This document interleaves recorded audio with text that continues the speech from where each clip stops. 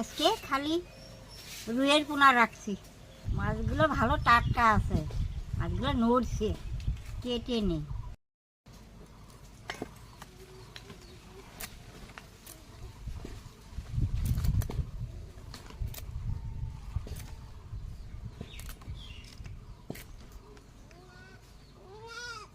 আমাদের এখানে বাজার অনেক দূরে, তাই বাড়ির রাস্তা দিয়ে মাছওয়ালারা যায়।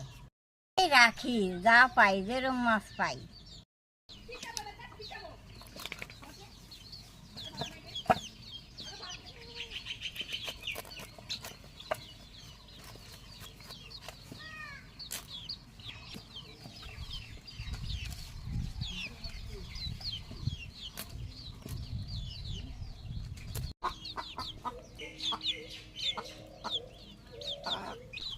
আর মাছ কাটা হয়ে গেছে, এখন ধুয়ে নেব।